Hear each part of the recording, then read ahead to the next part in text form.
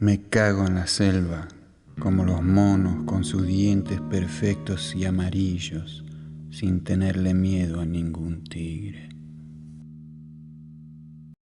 The night was of twirling inconsequence to them, pretty much a waste of time. No amount of drinking or small talk could alleviate the overwhelming boredom induced by a seemingly endless parade of amateur acrobatic displays.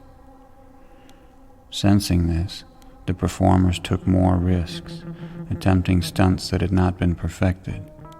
This only served to irritate the audience, as it further prolonged the evening with insufferable drum rolls and false starts. When a boy fell off the high-wire motorcycle into the shark pond and was instantly torn apart, it elicited no more than a murmur of distracted interest.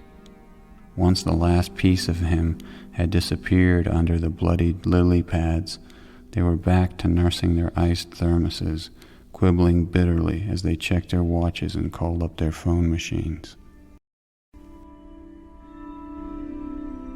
I first heard your voice from an airplane. You told me you had crystal knees and couldn't stop thinking about Gene Seberg's fetus baby in its glass coffin to prove it wasn't black at all. I wanted to hang up or politely say goodbye and then change my number and never answer the phone again until I knew you were dead. But you kept saying things I wanted to hear, like that a window might as well be a wall, but thank God for fish tanks and bottles.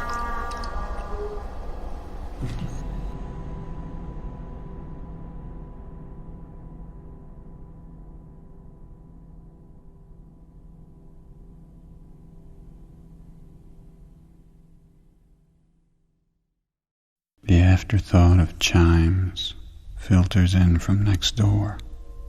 I am under the echo, not listening so much as noticing it from time to time as I look over the results of my landscaping and weeding from a white wicker chair.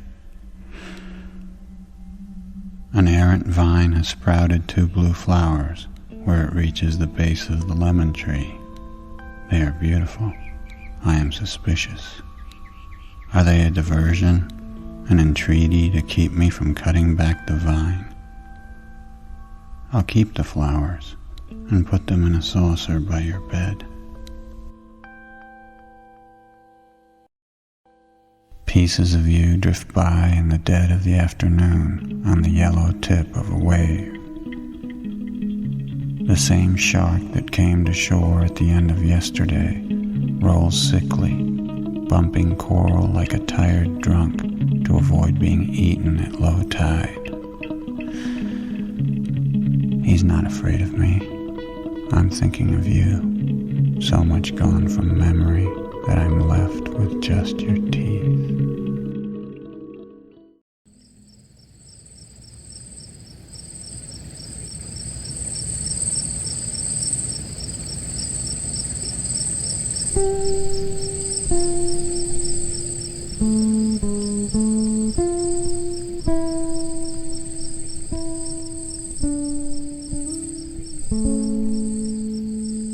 Which one of you is dead?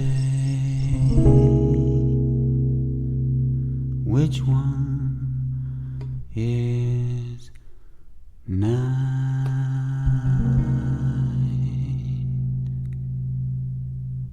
Are you this morning breaking down the wall? Are you the shadow taking red and leaving gray?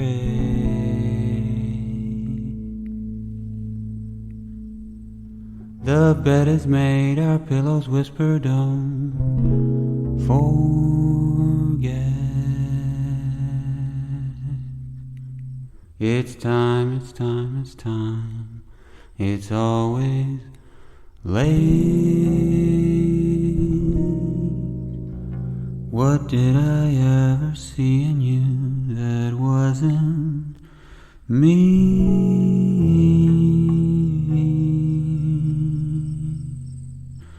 Let me love the part of you that you hate the most. Speak to the promise we made. Don't starve it as you have starved me.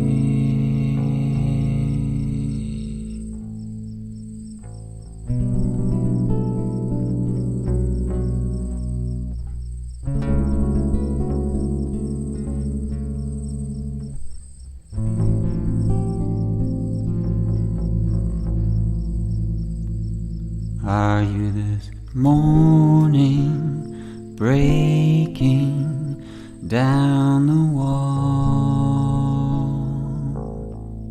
Are you the shadow taking red and leaving gray?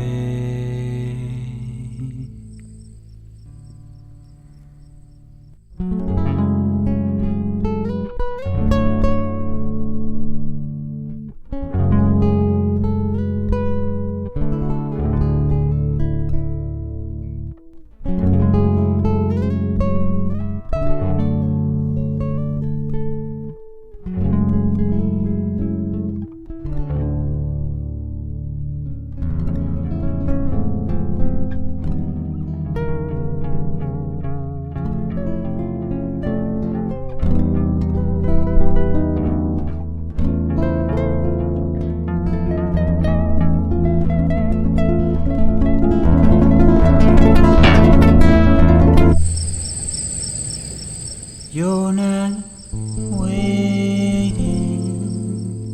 the airplane, he's here, moments away. Close the door now, your eye is open. No one ever leaves.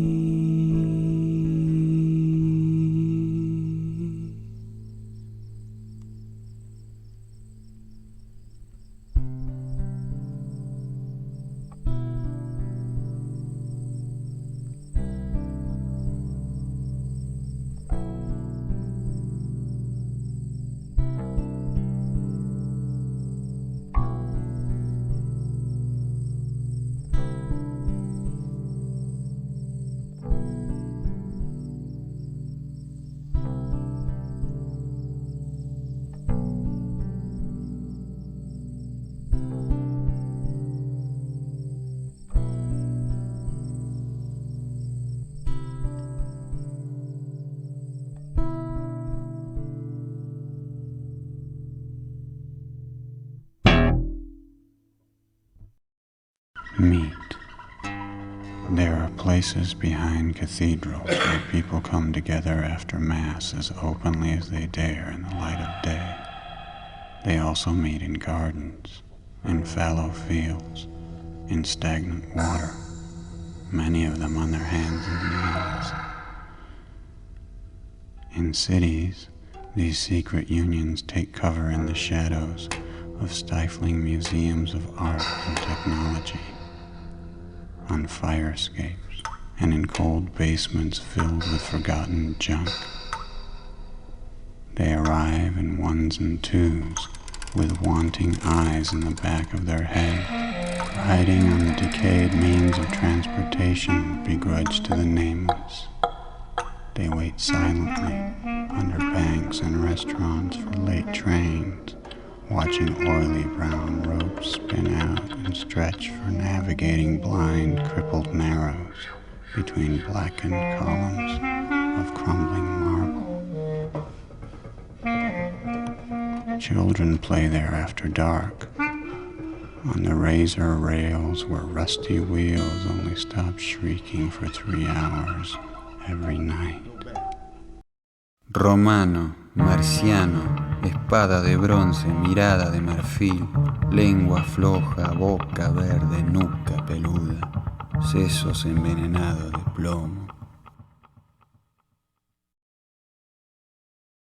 Her face was drawn out and clawing around the bones. Her teeth were blanks. Someone trying to be different. Someone wanting to be noticed all the time.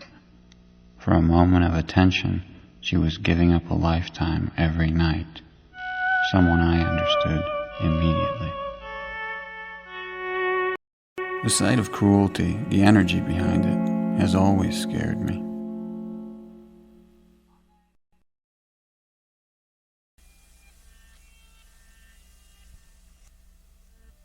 Stay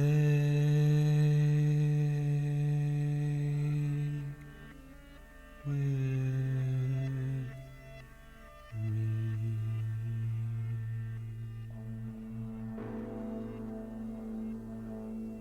Just as long as time will allow, for I have learned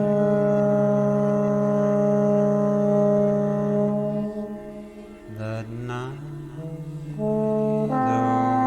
you nor I can ever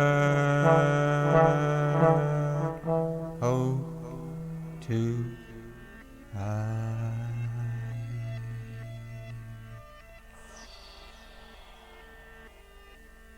It's never the same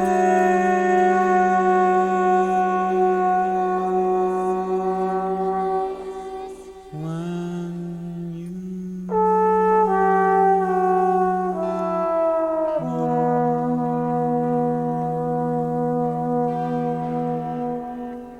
and you go away every day.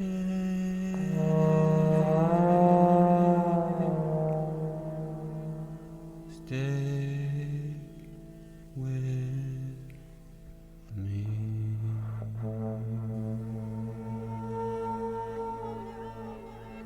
Just as long as time will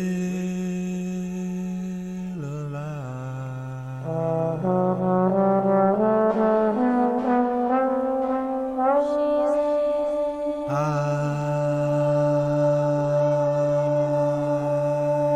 have learned that neither you nor I can ever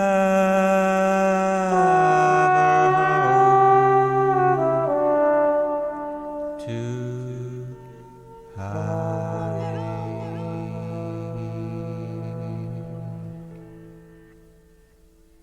Stay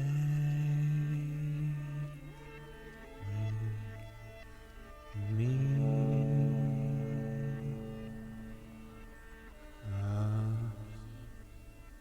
a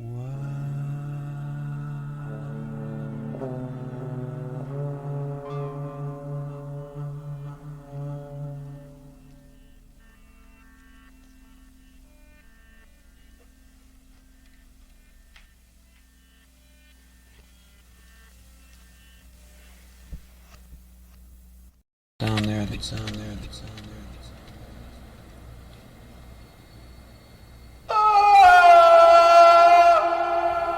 Weekends. Medicated limbs are lonely and greedy, sick for attention, dying for company. You're drunk for days. Overburdened, moss-rotten branches heave slowly with the weak night breeze, like a failing heart, and graze the stone wall. The nurse in me won't let me leave. Homemade illness hardens into sugar and batters your speech, draping your dry white tongue over your teeth. Red pinholes for eyes, and your mouth is a smudge. Do I have to watch tomorrow afternoon while you keep your face warm with the television and the maple drips on the lawn chairs that flake and rust on the flooded terrace? When you start snoring, I'll take the tray from your lap and tip you over so I can look for the rest of your lunch under the green sofa cushions and probably end up finding those pills you've been hiding. By the time the clouds dim and I start to see us in the windows, I'll be drunk myself and ready to wake you for dinner. By the time the clouds dim and I start to see us in the windows, I'll be drunk myself.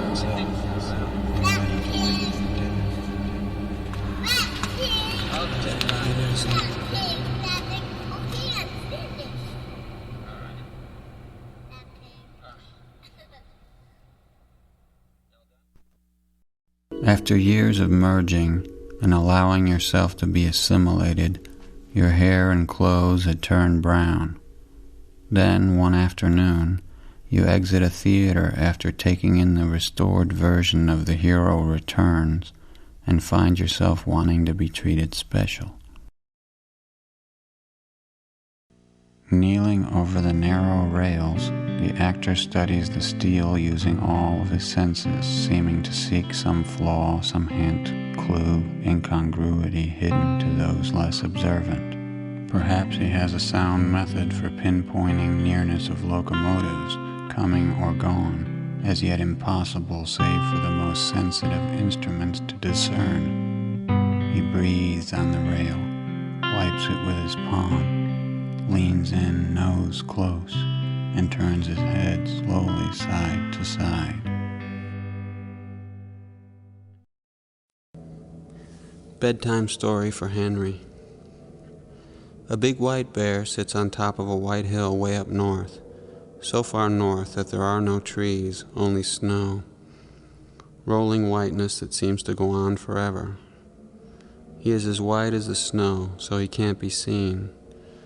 He sits there every day and watches from the hilltop, waiting for something to pass by. The sun is shining today and the sky is blue so he can see far. First 7 reindeer cross in front of him, the biggest one breaking trail in the snow for the others to follow. After they disappear from sight, a wolf trots by, sniffing and looking around as he goes. He's tracking the reindeer. A little later, an eagle flies high overhead, circles lazily 3 times in front of the sun, and then floats away. Then the bear sees something he's never seen before. Stumbling along the reindeer trail is a large creature walking on its hind legs. It is not graceful, it is not fast, it is noisy and it looks very tired. It is Candy Williams, a woman who doesn't know where she's going. She's wearing white cowboy boots, pink jeans, and a yellow silk shirt covered with feeding stains and throw-up. She's also wearing a short, synthetic white fur coat.